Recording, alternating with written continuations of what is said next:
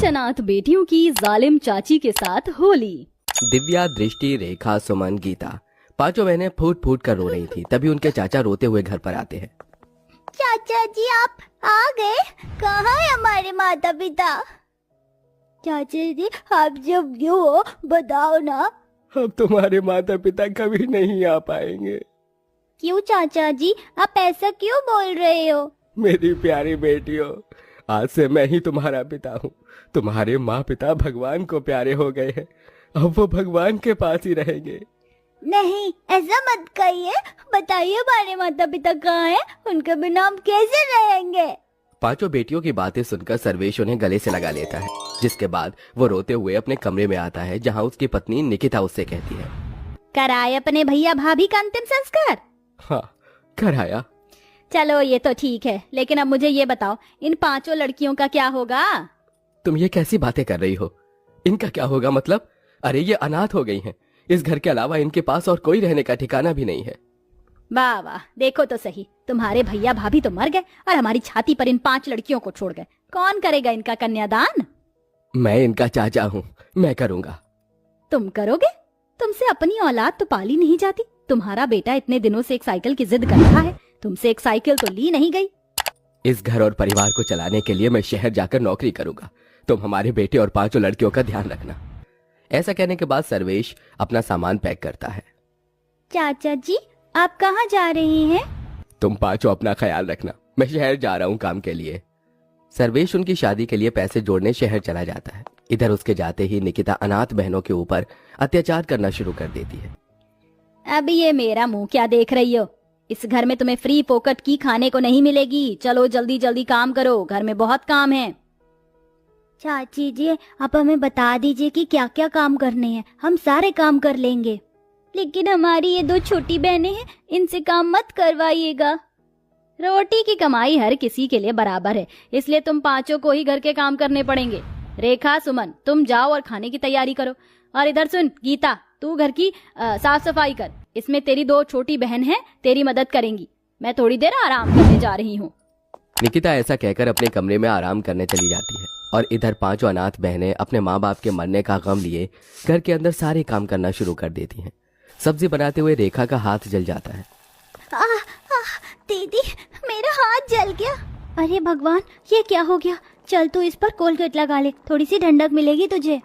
सुमन रेखा के हाथ पर कोलगेट लगा देती है। जैसे ही निकिता ये देखती है, वो फौरन सुमन के मुंह पर एक जोरदार तमाचा मारती है। क्या री?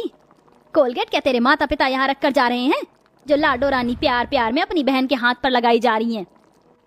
रेखा का हाथ जल गया था चाची, बस इसीलिए।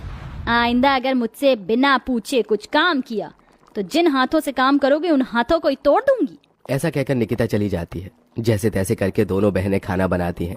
खाना खाने के समय उसका बेटा निखिल कहता है, माँ कैसा खाना बनाया है, कितना बकवास है। निकिता सारा खाना फेंक देती है। तुम नालायकों को तो खाना बनाना भी नहीं आता, जाओ दोबारा से सही से खाना बना कर लाओ। इस तरह निकिता दोबारा से उन बेचारी अनाथ बहनों को खाना बनाने के लिए भेज देती है। दोबारा खाना थोड़ा सही बनता है, इसलिए दोनों माँ बेटे खाना खा जाते हैं और उन 5 के लिए कुछ नहीं बचाते। बहुत जोर से भूख लगी है दीदी, मुझे भी बहुत जोर से भूख लगी है। तुम यहीं रुको, मैं चाची जी से खाना लेकर आती हूँ।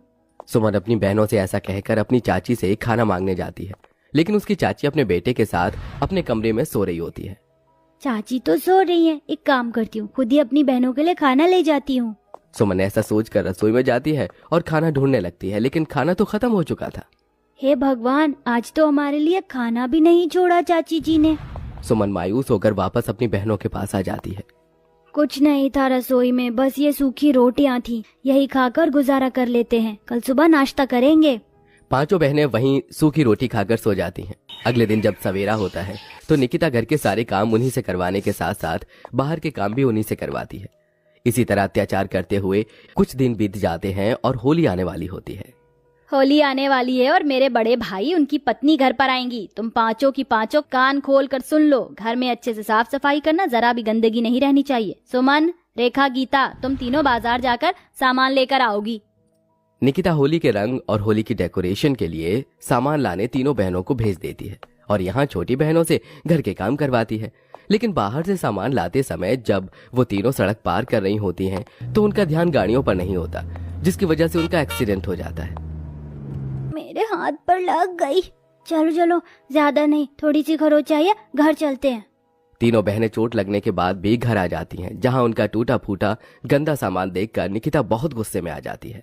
ये तुमने क्या किया? सारा सामान बर्बाद कर दिया। कहाँ लोटपोट होकर आ रही हो? चाची जी, हमारा एक्सीडेंट हो गया था, हमें चोट भी लगी है। मुझे बहाने देने की जरूरत नहीं है, मैं तुम्हें अच्छे से जानती हूँ। चलो अब जाकर काम करो घर के। पांचों बहनें घर के कामों में ही लगी रहती हैं। 2 दिन में इतने के बाद होली आ जाती है। यहाँ होली वाले दिन घर पर बढ़िया बढ़िया पकवान भी आते हैं, जो निकिता अपने कुछ रिश्तेदारों के साथ बैठकर खा रही होती है। साथ में उनका बेटा निखिल भी बढ़िया बढ़िया पकवान खाते हुए पांचों बहनों को चिढ़ाता है। देखो देखो, तुम्हें ये खाने को कभी नहीं मिलेगा, इसलिए मुझे देखकर ही अपना मन भर लो। निखिल के ये कहने पर पांचों बहनें उसे देखती ही रह जाती हैं। कुछ देर बाद निखिल पिचकारियों से खेल रहा होता है तो वो उन पांचों बहनों को दिखा दिखाकर उन्हें चिढ़ाता है, जिसके चलते वो पांचों अपनी चाची के पास जाती हैं। चाची चाची, हमें भी भूख लगी, हमें भी पकवान खाने हैं। चाची, हमारे माता पिता हमारे लिए हर साल होली पर पिचकारी और रंग लाकर दिया करते थे होली खेलने के लिए। आप हमें दे दो, हमें होली खेलनी है। हाँ चाची, हमारा होली खेलने का बहुत मन कर रहा है। अच्छा, तो तुम पांचों को होली खेलनी है? रुको, मैं तुम्हें होली खिलाती हूँ, आओ मेरे साथ। निकिता प्यार प्यार से उन्हें अपने साथ ले जाती और बाहर घर के आंगन में पेड़ से बांधकर उन्हें डंडे से मारना शुरू कर देती है। इसे कहते हैं लठ मार होली। आज तुम्हें इतना मारूंगी कि होली का भूत तुम्हारे सर से हमेशा के लिए उतर जाएगा। लाठी मारने के बाद वो उन पांचों बहनों के ऊपर कीचड़ और गोबर लाकर फेंकती है। गुलाब और रंग से होली खेलने की तुम्हारी औकात नहीं, इसलिए तुम्हारे लिए कीचड़ और गोबर ही सही है। इस तरह का बर्ताव करने के बाद निकिता उन्हें खोल देती है। खत्म हो गई तुम्हारी होली। अब हाथ मुंह धोकर घर में बाकी के काम है, देख लो। ऐसा कहकर वो चली जाती है और पांचों बहनें रोती रह जाती हैं। कुछ ही देर बाद निकिता होली खेलने की वजह से भीग जाती है। वहीं उसका फोन भी स्विच ऑफ होने वाला होता है।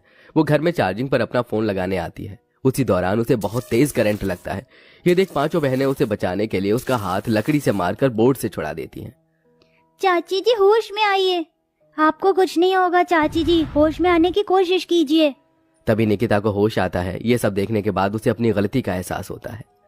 कुछ देर पहले ही मैंने तुम्हारे पर इतने अत्याचार किए और जब से तुम इस घर में रह रही हो तब से ही मैं तुम्हारे ऊपर अत्याचार करती आ रही हूँ, लेकिन फिर भी तुमने मेरी जान बचाई। इसका शुक्रिया अदा मैं तुमसे कैसे करूं? निकिता पांचों बहनों से माफी मांगती है। उसी समय सर्वेश आ जाता है। 5 अनाथ बहनों के लिए वो नए कपड़े और होली के रंग लेकर आता है, लेकिन निकिता अपना सच छुपाना नहीं चाहती थी। वो सर्वेश को सब बता देती है कि किस किस तरह से उसने पांचों बहनों के ऊपर अत्याचार किया। मैंने तो जिंदगी में कभी नहीं सोचा था कि तुम इतनी बुरी औरत हो सकती हो। निकल जाओ इस घर से, मैं अब तुम्हारे साथ नहीं रह सकता। नहीं नहीं चाचा जी, चाची जी को माफ कर दीजिए, हमने भी उन्हें माफ कर दिया है। पांचों बहनें एक ही बात कहती हैं, जिसे सुनकर सर्वेश भी निकिता को माफ कर देता है और उसे दूसरा मौका दे देता है। अब निकिता पांचों बहनों की अच्छे से देखरेख करती है, जिसके बाद वो पांचों अनाथ बहनें उस घर में खुशी खुशी रहने